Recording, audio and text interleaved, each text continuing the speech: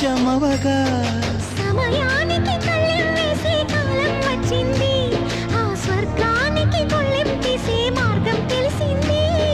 కామునికే మైకం కమ్మే యాగం జరిగింది, గోపాలునికే పాఠం చెప్పే యోగం దక్కింది.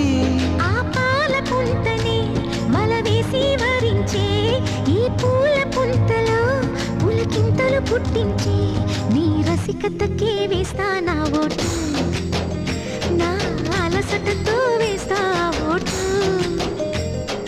చిన్నగా చిన్నగా చిన్నగా మది కన్నులు విప్పిన కన్నెగా నీ మగసిరికే వేస్తా నా